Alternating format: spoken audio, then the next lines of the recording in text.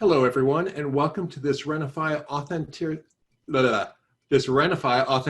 series. There I was being authentically inarticulate right then. My name is Steve Sampson. I'm the video content producer for Renify, and I'm very glad today to be talking with Kelley Long. Kelley is a financial planner, a CPA, an author, and a speaker. I think those are the high points, right, Kelley? Yeah, probably the most important thing to know is I'm unbiased, so I don't sell any products. Okay. All right. Well, unbiased could be another word for authentic. So Yeah. we'll go with that. We'll pretend that that's the reason we asked you to come on with us. And as always, we're joined, well, not always, but usually we're joined by Rick Webster, who is our founder and CEO. Rick is on mute, but he just took himself off mute because he's done this before. Thank you, Rick. Hey, how are you? Hello, everybody. Good to see you here. So today we want to talk about the sort of merging of authenticity and finances, and that is not an obvious connection. So I want to kind of explore that with you, Kelley, but first of all, how did you sort of get into this realm of finance and financial planning, but also how does authenticity fit into that for you? Because it's not something I would naturally put together. Sure.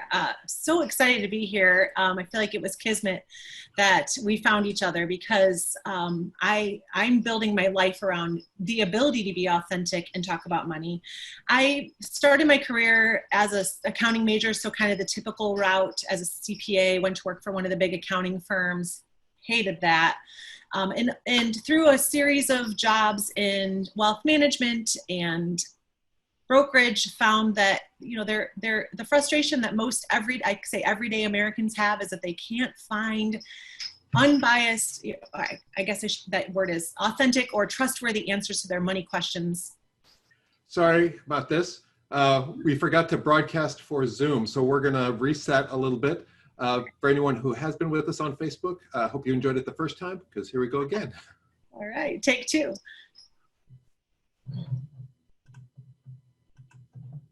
All right. Now, once again, hello, everybody, and welcome to this Renify Authenticity Series video. My name is Steve Sampson. I'm the video content producer for Renify. I'm joined, as I usually am, by our CEO and founder, Rick Webster. Rick, can you say hi to everybody? Hello, everyone. And our guest today is Kelley Long, who is a CPA, a financial planner, an author, and a coach. And Kelley, can you tell me, one, did I get those right? And two, how did that background, which I would not normally sort of marry to authenticity, how'd those two things come about? Sure. Thanks for having me. Super excited to be here. This is a little bit of kismet for me that we found each other, because being authentic, I think, is a huge part of discovering our money stories and essentially making the most of money in our lives. And so I started my career in a kind of a typical business school way. Went to school for accounting, became a CPA, accidentally found myself working in a wealth management department at a bank. And throughout all of my interactions with people about money, I found that in order to really make it worth my time, because of the way the financial services industry is set up to work with people, they had to have a lot of money. But people that had a lot of money didn't necessarily even understand how it works. So if people who have a lot of money don't understand how it works, they might be getting it right just by sheer luck because they can afford to get it wrong. And my whole first 10 years of my career searched for a way to help people figure out money without having to sell products. Because I think learning how the financial services industry works, there's financial literacy, which means I know what I'm supposed to do, or I get how these things work. And then there's actual financial wellness, which is putting those learnings to work. So my calling in life is to help everyday people make peace with money in a way that helps them make the most of the money that's coming into their life, but without a focus, kind of removing that shame and judgment from, I should know this, I shouldn't have done that, I should be better at this. And so showing up authentically is an important piece of how I work. It's why I'm not dressed in a suit, because that's not who I am. And it's, I think, the quickest route to making, reaching financial freedom and independence. Yeah, it's interesting for me whenever I talk to somebody who I don't think at first glance I have something in common with, right? Your world is very different from my world and my background, but when we find one thing that where we're traveling sort of on a parallel path with authenticity, or, when I talk to other parents of young kids, whatever it might be, it's always fascinating to me. Once you find that one place where you line up, everything else kind of lines up and falls into place. And it's easier, I think, to work with a financial planner or a CPA or a ADHD coach or whatever it might be, once you find where you are in alignment with them. Mm-hmm. Have you always been sort of somebody who valued authenticity, and you just had to figure out that your career path wasn't in alignment with that, or did you kind of discover it later in life? Authenticity is one of my top 5 values. It's the thing that when I find a vulnerable conversation with somebody, I talk about this in my personal life. I kind of extract confessions out of people sometimes. And if you're not comfortable with that can really, I find that oftentimes people will avoid me later because they're like, oh my gosh, I shared too much. And so my responsibility as an authentic person is to create that trust. Like, it's okay to be who you are. And the best way for me to do that is to be who I am in all of my authentic glory. So I have a really ugly Instagram because I do a gratitude journal every day, but I don't do it in a pretty way. Like, the best way I found to work it into my life is to take it in the bathroom with me, but I'm not going to take a picture of that. But I'm okay sharing that because I want to give people permission to own who they are. And part of that is also understanding what you might be doing that's holding you back, and either accepting that and forgiving yourself for it, or finding ways that work for you to overcome that. So instead of forcing yourself to do something, like budgeting is a great example, and forcing yourself to track your pennies, like, that only works if that's a hobby for you. So my job as a financial coach is to help you find the way that will work with your lifestyle and your habits, and giving you permission to fail and teaching you how to fail safely. A lot of our audience has ADHD. We're not exclusively ADHD, just because a lot of the issues that ADHD folks deal with, everybody deals with, right? It's a spectrum. But because a lot of our audience is ADHD, and because we've all heard budgeting is so critical, budget, that if we aren't good at tracking details, keeping track of paperwork, getting things done on all those sorts of things, I think a lot of times the message that we hear either is setting us up for failure, or we don't even try because I can't do paperwork or whatever it might be. How important is it for someone to sort of give themselves permission to go a different path versus the danger, Wade, with the danger of your different path hasn't been working for you so far? So what do we do with someone like that?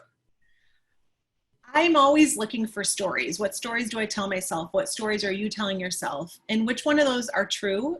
And which one of those stories would it behoove you to work on changing? So budgeting is a great one. I actually despise the word budgeting, but people understand what it means. I like when I meet someone who's what I call, there's type A budgeters. Those are the ones that the financial services loves and rewards. That's the one. I'm a pretty type A person, so I like to be organized. And so it is a hobby for me to keep a spreadsheet. But I can't tell you how much money I spent on dining out last month, but I know that I'm achieving all my financial goals. So that's more what I call the type B, the more disorganized, finding methods that work for you. And so I usually will talk about setting spending intentions, or making a cash flow plan, or hacking your lifestyle to make sure you're achieving all your goals. And so most people fail at this exercise, and it doesn't matter how focused you can be or how much you have your act together. Most people fail because they're trying to track every penny and give it a name. And that can be fun if it's your hobby, but otherwise, like, what's the point? I mean, I always feel like, why do you think you need to budget? I quite often have been just completely befuddled by people who will drive across town because gas is 4 cents a gallon cheaper. And I'm like, man, I would pay you $5 to not make me drive across town. Right. And budgeting has always felt that way to me. I don't care where every penny went. I just want to know in general, am I blowing too much money on X, Y, or Z. And we interviewed somebody maybe 6-8 months ago who referred to budgeting as the B word, didn't even like to say it. Mhm. But what he referred to, he called it a spending plan. Mhm. It's important to have a spending plan. It's your money, you're going to spend it, have a plan for how you spend it, which basically is kind of a proactively budget, kind of thing. But that really resonated for me. I don't mind a spending plan. Any money I spend, I would like to have a plan for it. I don't want it to be, just on a whim. So that really resonated for me. When it comes to finding things that resonate for people, like how many swings should somebody get before you say, look, dude, you just got to do X, or get somebody to do it for you? I think the first question I ask people is, how do you decide whether or not you can afford something? Because afford has its own definition. I like to use the example of when I was 10 years ago, I had a car payment. My car was about to be paid off and it was time for me to renew my lease. And I decided I could afford an apartment that was exactly $300 more per month than I was paying because that was my car payment. But I was still living paycheck to paycheck and stressed about money. And so just because you can afford something doesn't mean you should spend it. And so my focus is like finding out what works for you already and maybe making some suggestions there. So when it comes to like setting your spending intentions, one easy way to know where your money's been going, I think there is a little bit of discipline required, or some homework required, some tasks to get yourself set up on a system that works. And one of them is knowing where your money's been going. If you're not happy with your financial life and you think your money's not going places you want to know, what are the facts? And a really easy way to do that is to get on to whatever banking app you might use, whether that's a credit card company or your debit card. Download all of your transactions into Excel. Now stick with me if you're not an Excel person, because you don't have to really know how to use it. It's often called a .csv file, and just sort everything by merchant. And that's usually a revelatory move. It's, either people find that they spend a lot more money at Chipotle than they think, or they spend a lot more money on groceries even than they think, or, and then the question is, okay, so it's more money than you think you should be spending. Let's find a way to, how much do you think you should be spending? And I really also avoid the should word unless it's like in an empowering way, because I feel like we should all over ourselves. No shoulding on yourself around me, but how much do you, if you're going to say I should not be spending that much, well, how much should you spend? And where people go wrong with those exercises is, let's say you're spending $800 a month on groceries and you think that $500 is plenty for your family of 4. Great. So in theory, you've just freed up $300 a month. Where people go wrong is they find a way to control their grocery shopping, and they coupon clip and they get a new habit and all these new exciting things, but then that $300 just gets spent on other things. And wow, I'm sorry, somebody just set off some fireworks in my neighborhood. I don't know if you can hear that. And where the rubber meets the road is actually then saying, I'm going to stick to $500 a month on my grocery shopping, and I'm going to find a way to do that whatever way. I've got 10 different suggestions. But then turning around and going and making an automatic deposit for your savings for $300, or increasing your debt payments by $300 a month. And when you're just getting into these habits, I suggest using the money to save, just because you've got a slush fund in case you mess up. And that's one little step, but it can be huge in just creating a sense of freedom, because really all you want to do is get your cash flow to a point where you don't have to pay too much attention to it, because you're in the feel of what you can afford to spend. So setting up your goals is more essential to me. So I set up what's going into my savings account every month. Right now I have a job, so I have a 401k, so that's taken care of. I know what I run the little calculator on my 401k website to see that I'm on track, kind of, to save, to retire when I want to, if I want to. But I don't worry too much about it, because the money that's left over in my spending account is what I spend. Got it. Rick, did you have something you wanted to say? Yeah, I kind of wanted to go back to something a little bit ago. I never use cash if I can avoid it. I always use a credit card or a debit card or something, so that I can keep track, so I can look back and say, well, I think I spent $40 at Starbucks, but I can actually look in my statement and find out that it was $272 or something. But I agree with you 100%. not just me, but I've seen a lot of other people, they try to be too tightly wound when it comes to budgeting, and nobody can sustain that. So No. I have just a general idea. You know, my habit is to pay myself first and put that money aside somewhere, have a certain amount that I expect to spend on expenses, and a certain amount that is my discretionary money. I can do anything I want with it, so I don't feel constricted. How do you feel about that type of budgeting? I'm very loose with the budgeting. I honestly, if it's working for you and you're meeting your goals and you're avoiding unnecessary debt and your financial stress is low, it works. And that's, I think, the biggest, the authentic piece for me is like, there's not a right or wrong way. A very common thing I hear is giving advice to couples on how they should manage money together.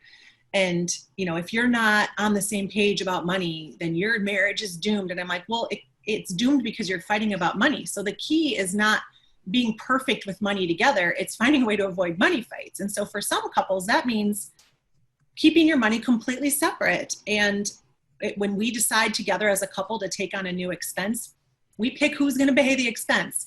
My parents, I use as a case study for this because they've been married for 48 years. And when they agree on their goals and they, you know, agree on how money's spent, so their values are matched, but how they want to spend their spending money has never been matched. And so they just decided back in the 70s that we're just going to keep things separate. So when they retired, they bought a new truck and they bought a camper and they're living the dream. They go out west, they live in Michigan, they go to Arizona every winter. My dad pays for the truck and my mom pays for the camper. And that's just, it works. So when I wanted my parents to have Wi-Fi at their house, my mom said, talk to your dad. And I started paying my dad to pay for the Wi-Fi. It works for them. But then another couple that might not work for them because there might not be a level of trust, or they might be so far off where one person's story is I spend too much money and the other couple's story is I never spend money. Then you might need to see a counselor to get on the same page. But like, there's no perfect way to do it. So that was going to be my next question. When you talk to people and they're not on the same page, what's your advice to them? I mean, short of sending them to a counselor, is there something in between that you can do to kind of... I love working with couples about this stuff because I ask them, like, why is this important to you? Finding your why with any goal, financial or otherwise, is helps me to make suggestions. So I'll ask, why do you think it's important to budget? And if it's because, you know, I think I should, or I heard I should, no, really, why do you think it's important to budget? So my answer, why do I think it's important to budget? To make sure that I don't incur unnecessary credit card debt. And so, and I guess I shouldn't even say like budget, or like, why is it important for me to control my spending so that I can build up a savings and do what I'm actually doing, which is in 1 month, I'm leaving my full-time job to freelance. And I have I didn't feel like I had to have a compelling business plan. I don't want to hustle anymore. I've lived frugally for 20 years and I'm going to take a sabbatical because I have created this financial freedom fund. So when you ask me why I, control my spending, why I don't take Uber when I can take the bus, for example, so that I can save that money and have summer of 2020 to basically sit in my house at this point, but I was hoping to travel the world. But having that deep why and kind of continuing to ask the question, why, till you get to a real answer that resonates with you, can help with so many things, but especially around figuring out why you feel like you need to make changes in your finances. It's interesting. I know one thing, Steve, along the lines of what you're saying, Kelley, about having the why, I found for myself, I need to have short-term whys as well. And so what am I going to gain by not spending this $1,000 on some consumer product that won't be worth much, versus if I put it in my, you could call it a retirement account. I actually, like you, I think I call it a financial freedom day fund. The day that the return on that investment pays for all my expenses and I can choose whether to work or not. Yeah. But I just mentioned this to Steve the other day. If $1,000 to me, when someone mentions that, the first thing I think of is that's $5 a month for the rest of my life. Because I think in terms of my investments are giving me 6% a year, roughly, hopefully more. And that's 0.5% per month. That's $5 a month. So if I take that 1,000 and don't spend it on this shiny penny thing and put it aside, I'm going to get $5 a month for the rest of my life from that. And that helps me to put things in perspective a little bit. Doesn't mean I'll do that, but at least it wakes me up to, what I'm paying.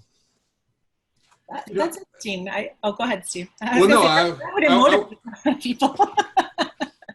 Yeah, it really was. When Rick mentioned it to me, I had never thought of it that way before. Yeah. The idea of equating, sort of making a very strong connection between not spending money now and some sort of guaranteed future outcome. Because I think for a lot of people, the future is so nebulous and far away, especially younger people.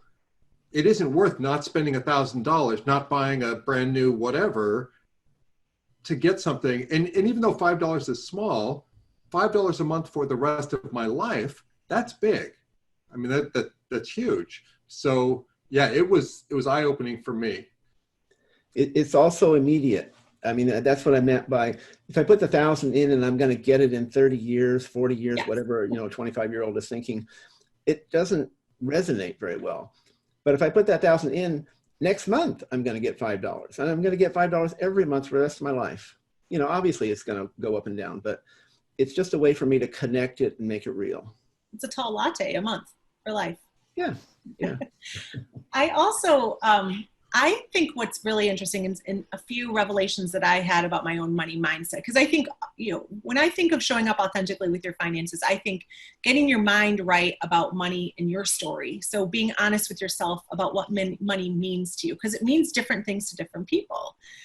A few things that really stood out for me in my own money story exploration was the realization that I, at one point in my life, was willing to go to great inconveniences to avoid taking cabs around the city of Chicago where I live. Now, this was pre-Uber, but still same concept. I would walk, I would ride my bike on unsafe streets. I would take the bus, the subway, and that would save me about $15. But I had no problem spending $15 on a glass of wine. And that was such a huge revelation to me, like, which one is more important? So it actually, to a certain extent, freed me up to do the safe thing from transportation, but also reevaluate my my happy hour spending. But even on a bigger picture, I had a similar revelation about the same time when I broke a front tooth, and I decided that rather than just have it repaired, cheaply, I would explore cosmetic dentistry to make a perfect smile, and I did it. But I plunked down a credit card to pay for the first step, which was Invisalign, which was, I did the math and figured out that in order to pay my credit card off by the time the 0% promo rate expired that I had taken it out for, so I did a little cash flow planning, I would have to pay $350 a month on my card. So I did it. And then it occurred to me, why wasn't I able to find $350 a month to save if I could find $350 a month to pay on my credit card? And that really was a turning point for me, because as soon as that credit card was paid off, I just took $350 a month and started putting it into my savings, and eventually got to that financial freedom fund. And so I always want to challenge those stories. Why is it okay to owe yourself? Like, why do we make room to owe money, but not to owe it to ourselves? And I think part of it is, Rick, as you were saying, that delayed gratification isn't as great versus I get the thing now, so I'm willing to suffer for 5 years. But in the long run, there's like a short period of pain that pays off in the long run. Listening to you talk about the buying something now and then experiencing that pain for 5 years or however long it is, I remember walking with my mom to Kresge's back in the day, which was like a Kmart-ish thing that never lasted, to put things on layaway. We needed a new TV. The TV was starting to go, and we didn't just get a new TV. We had to live with this TV that was getting fewer and fewer channels and worse reception. And every week we went to Kresge's to buy whatever we needed, but Mom would walk to the back of the store, put another $25 down on layaway until she had paid for the TV. Then we took it home. And everything's turned completely around these days, but that mindset has always stuck with me, that paying for things ahead of time, which is what we're doing when we're saving, right? Yes. We're paying for something ahead of time and avoiding the interest and all that sort of thing. But I think to do that, I want to get back to sort of the authenticity piece. To do that, you have to know what you want, and you have to trust what you want. Yes. I think a lot of us have a kind of a reactive mindset when it comes to what will make us happy. Yes. And it usually doesn't. I'm looking at the thing on your wall behind you. I mean, that's very true. And that's what got me thinking about that. Yes. What? Until you make peace with who you are, you'll never be content with what you have. Yeah. Yeah. So how does somebody figure out what they really want? I'll give a specific example of me questioning this and somebody this week. I had somebody call and tell me that he was looking to buy a home, and the mortgage he was going to take out was going to lead to a payment of about $1,400 a month. And he also needed a new car, and his car payment was going to be $750 a month. And I said, so your car payment is more than half of your housing payment. Are you going to get the same amount of enjoyment and value out of your car as you will out of your home? What is it that what feeling are you looking to get from having this expensive car? And he got defensive because he hadn't thought of it that way. And, well, I need this car that is a good value, and that's just the cost of cars. And I said, well, I bought a car last year and I paid cash for it, and it was $21,000. You're looking at a $35,000 car. What gives? And I had to be sensitive, but really what I was asking him was like, what feeling is having that car going to give you? Is it going to give you a sense of safety and value? And are those important things to you? Or is it going to give you a sense of status? Is that important to you? Because I don't think there's any shame in using money to achieve status, as long as you recognize that's what you're spending it for. And I find more often than not, what screws people up with their money is not being honest with themselves about how much being disorganized costs them. And not saying like, buy a cheaper car, or don't buy that house, or, default on your student loans, which is the other big payment, but where is the rest of your money going? And if it's going to a lot of parking tickets and late fees because you aren't organized with your money, then you're trying to achieve something else with this other spending that like you could easily achieve by taking some time to get organized. So it's our society sells stuff as going to make you feel better. And I think getting to a point of just stopping and asking yourself, like, what am I looking for from this?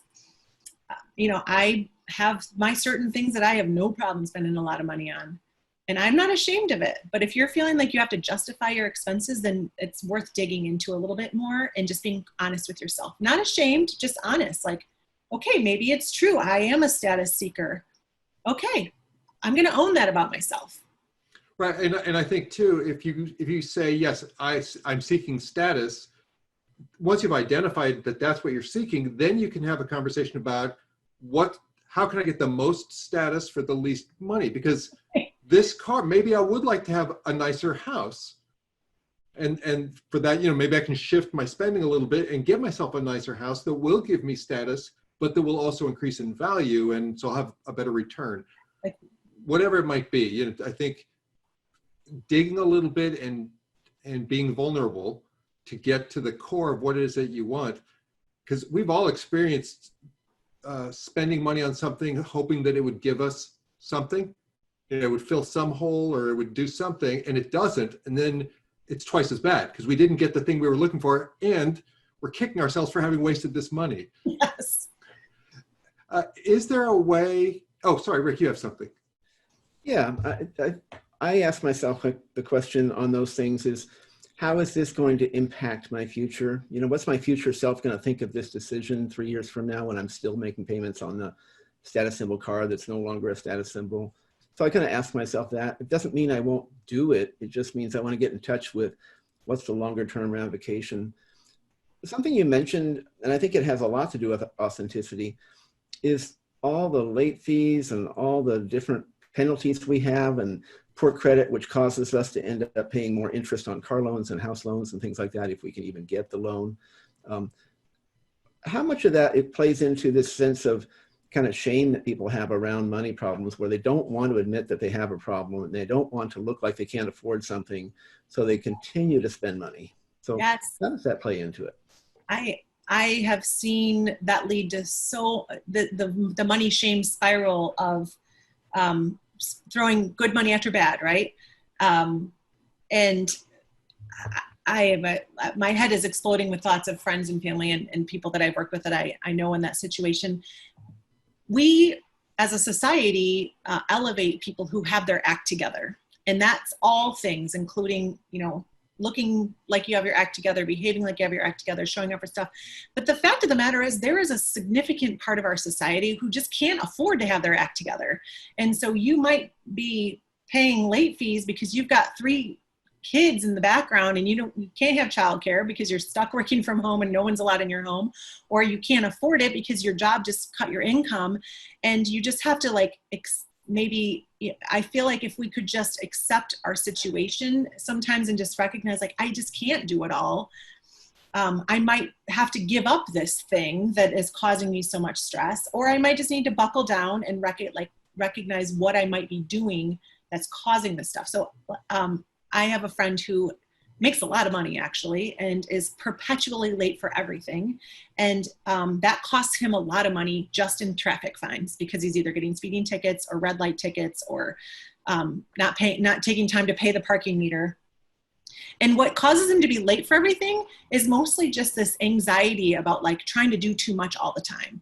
And so it's really a time management thing, but he feels like he has to keep this image of this high income earning person and do all of these things that aren't even bringing him joy, whether it's popping into a happy hour and then, going to this seminar and then working his actual job that pays him a lot of money and then, hanging out with the kids and just drop the facade and say, I'm really busy right now. I got 3 young kids. I got a full-time job. I'm a single dad. I can't. Or spending the money you're wasting on tickets and get a babysitter and go do the thing you want to do, I think we just try to do it all and asking what is, does this match my value?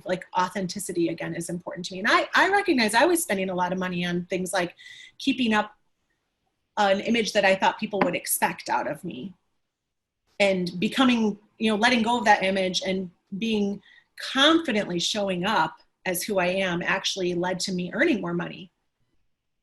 Yeah, I think it's a really important thing for people to understand or see. In your case, you let go of the facade that you thought was keeping everything together, and maybe there was some drop off for a little while, but now you're making more money and now you're happier. I think, a lot of us could probably retire on the money that we've wasted in late fees and all that sort of thing. So I really think letting go of that it's really hard to do, though. Do you have advice on how someone can do that if they've locked themselves into this and everybody knows who they are and say, oh, you're the person that always goes out to dinner with us and picks up the check, and suddenly you're not that person anymore? Yeah, that's a tough one. That I've coached people through those conversations, and part of it is just maybe extending the invitation to people to go to a less expensive place, or being upfront and saying, I really want to hang out with you guys, but I've set an aggressive goal for something that your friends will, it doesn't have to be true, but maybe it is.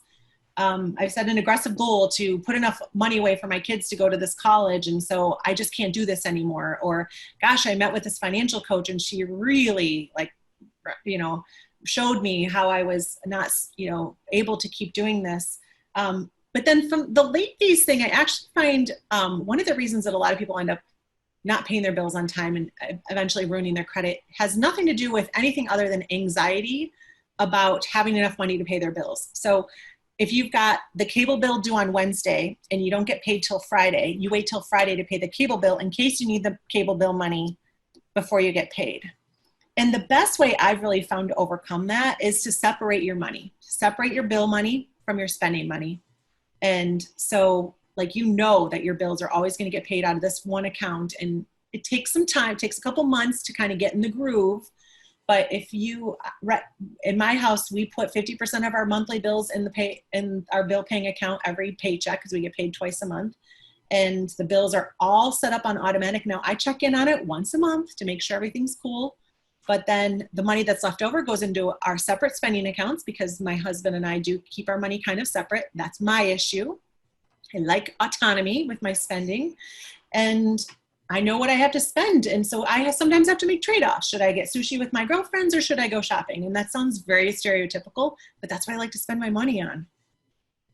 So when we're talking about authenticity and having difficult conversations, it's not always with your friends in sort of a social setting, because I think they're, you know, if it's important to you, if you've decided I don't want to spend this much money a month just buying drinks or danishes or whatever for my friends or colleagues, that's one thing where the stakes are a little bit lower. But let's say you're a grandparent and your grandchild needs money for school and they come to you asking for money for loans, to co-sign a student loan, you know, all that sort of thing. That's a hard conversation for grandparents to navigate. We all have different money personalities, and the personality that gets taken advantage of the most in those scenarios are what I call the caretaker, the person who will sacrifice everything, including their own health, and end up in the hospital from a heart attack, calling me going, how can I, you know, keep taking care of my family? I'm like, can they not see? But I will often suggest to people, let's figure out an amount of money every month that you can set aside to take care of your family. Call it your angel fund, call it your I love you fund. And that usually for me, when somebody comes to me at that point, they've had enough and they're looking for some ways, but they also have, they have an agreement. I call it, you know, we all have agreements with people and how they treat us. So they've agreed to their family members making demands of them. And the complaint is usually, every time I get money built up, my daughter needs something, or my husband needs something. Okay, well, you need to change the agreement. And the agreement is, here's how much money I have set aside to help you. And when it's gone, it's gone. And that's hard. I mean, that takes some self-confidence and self-worth and trusting that these people might even respect you more, but you might not believe that. Maybe you only think they love you because you give them money. And so if that's what's happening, recognizing that I am buying love with money. So what trade-offs are you willing to make there? The angel fund, though, I found has freed a lot of people from feeling like, okay, I am not cutting people off. I'm still being generous and sharing, but I'm also taking care of myself and feeling more empowered that if I'm no good, I'm no good for anybody. Because what are they going to do when you're gone? Right. Yeah. No, and we all have family members who are like, you answer the phone, but you take a breath before you do, because you know what's probably coming. And I think it's very difficult to sort of make a sharp left turn after a certain dynamic has been established or is expected, or, well, you helped the older sibling, why can't you help me now? That doesn't, but I think if you start with authenticity and empathy, you work through those tough conversations and you can figure something out, but it does need to start with authenticity. Mm-hmm. Now, since we're talking about generational stuff, you have kids or no? No. Okay. So I think my daughter's 3. So I think about this a lot because I've never been good with money, and I'm painfully and slowly learning to be better with it. But I'm trying to teach her lessons. And, man, I wish someone had sat me down when I was younger, repeatedly sat me down to teach me some things. What would you advise parents? I'm sure you work with parents, and what sort of advice do you have for them on establishing some sort of authentic financial lessons for kids and young people? So I'm going to throw this back and ask, why do you say you're bad with money? Well, historically, many of my creditors would say that I'm bad with money. I've just never been good at keeping track of anything. Okay. Out of sight, out of mind. So like with my daughter, her mother is fantastic with money. She's going to learn lessons, but I also want her to not learn bad lessons. Right. So yeah. Okay. So you're on what I call the sea money. So have you heard of the seafood diet? It's my diet. I see food and I eat it. I'm on the seafood diet. There's also the sea money spending plan. I see money and I spend it. And that's a personality type. And that's how, like the way I described earlier with the way I budget, manage my money is I get the money I can't spend out of sight. And then I set up systems to make sure that the money that's out of sight that I'm not spending on myself is going where it needs to go. That's not being bad with money. You just didn't learn the right skills to manage money according to your personality. And so I would think most important is figuring out what her personality is and helping her to understand that money is power and freedom. I've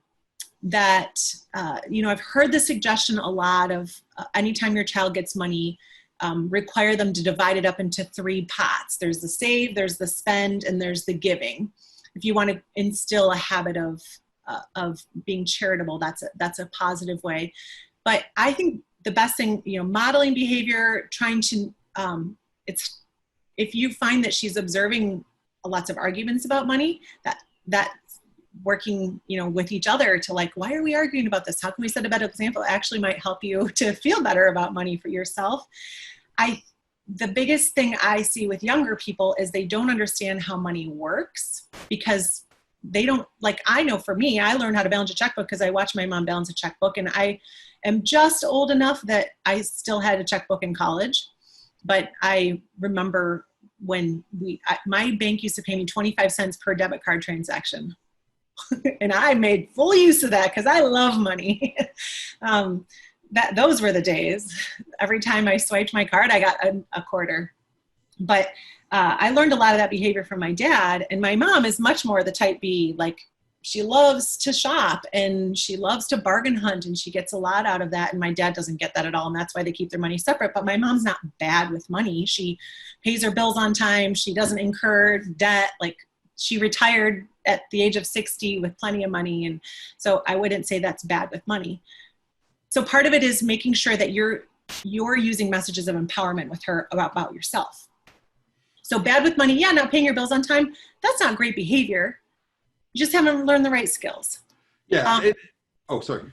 I was going to say, show her how you might put systems in place. Let her have some money of her own when she's early on. Take her to the bank, as long as they're still around, or log on to a bank with her and help her open an account and show her what it looks like, and explain to her trade-offs. One of the best things I ever saw, was one of my favorite moments of observation, was in the grocery store, and this little boy had picked up some fancy yogurt in the dairy section, and mom said, okay, well, from your grocery allocation, if you want to get that, we have to put the cereal back. And he was like, well, how much is this? And so she helped him see the trade-offs, and I thought that was a really early lesson to learn.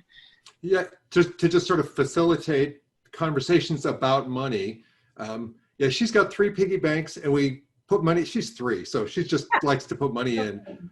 But as she gets older, my plan is we'll name the piggy banks, and this one's for this and that one's for that, and we can tell stories around it. But the idea of at the grocery store or later on, Target, Costco. Yeah, whatever it is, you would go out with your friends. All right, well, how much social spending money do you have? Because, give her the things she needs, help her earn the things she wants. That's the mindset I want to have with her. Now, what about teenagers? Because I know teenagers often, when it comes to, 2 things. One, they're frequently the target of, here's a credit card, here's a credit card, here's a credit card, as they go into college. But also I think with teenagers, it becomes much harder in those years to be authentic. You want to be part of the crowd. You want to be like your friends.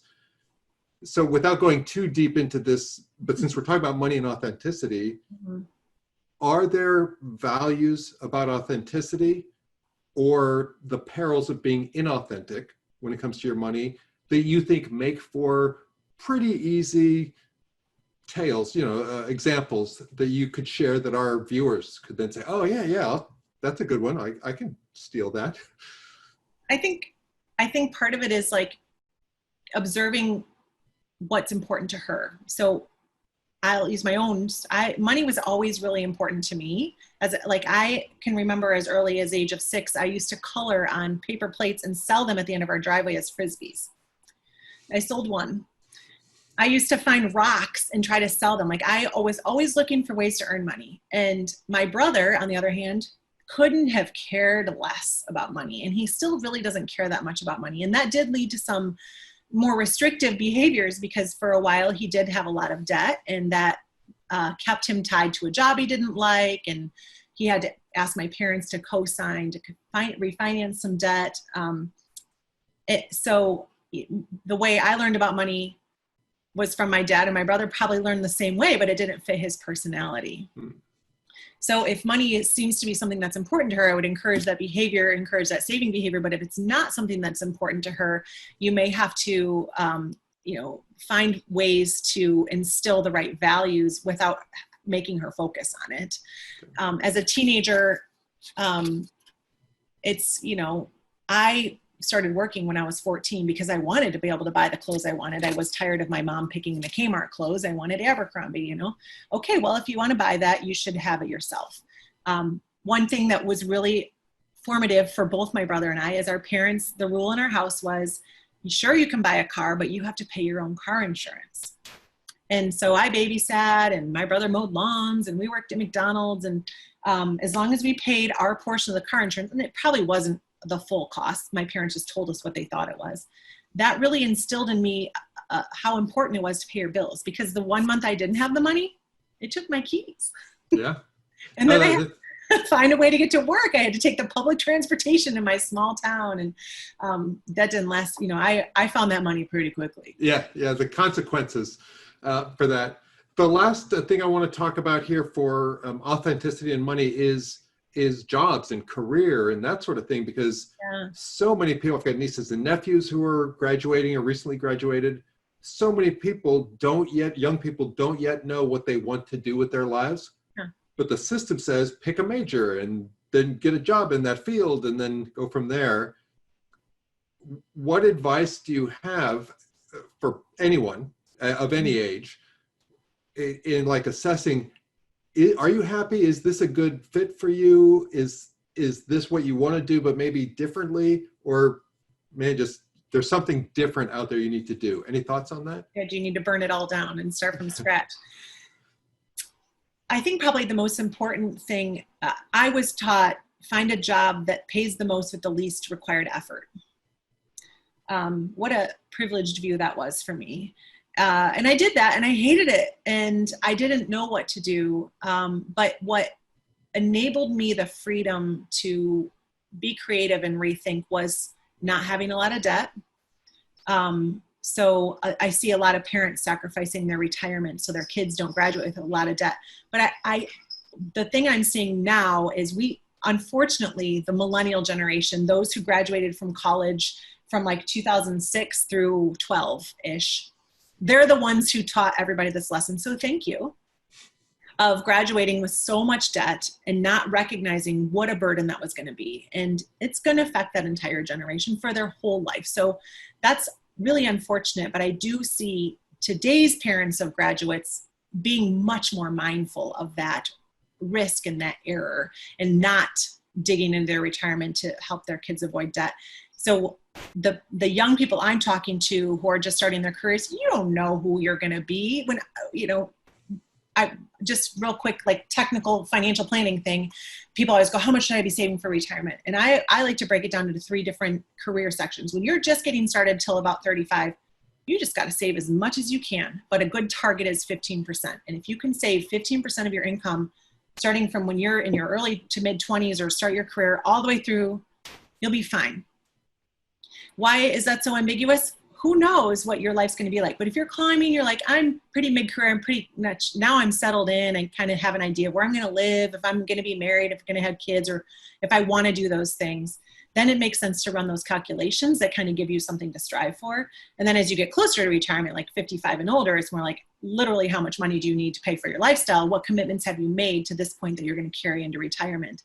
But for the young people, finding a way to relieve yourself of it, keep your life as simple as possible, will enable you to the psychological freedom as well as financial freedom to explore other ideas. So if it's not working for you, don't just go back to school.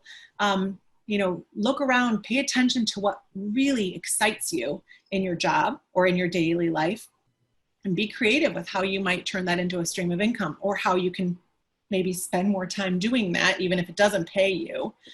And eventually you'll find your place. I don't know if this is the case anymore, but I know when I was young, there was this huge rush to adult.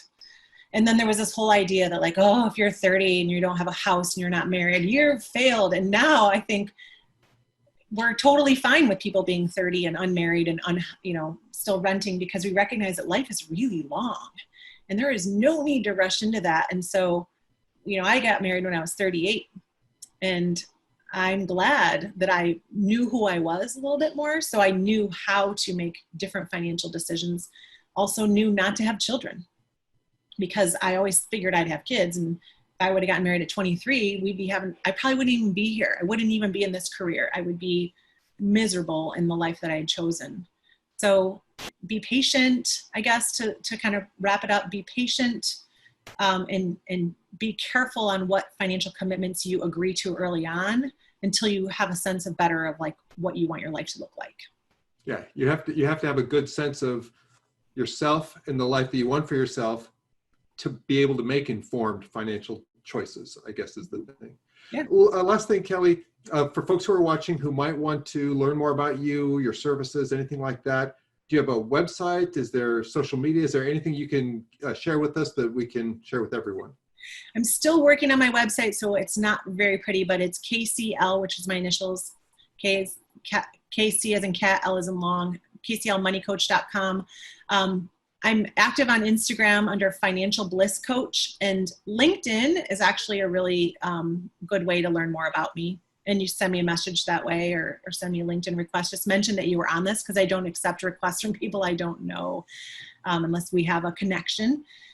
But I am, working to launch one-on-one coaching, but with people who are a good fit, who want to really dig into their money stories. So I'm not the debt payoff person. I'm not the budgeting person.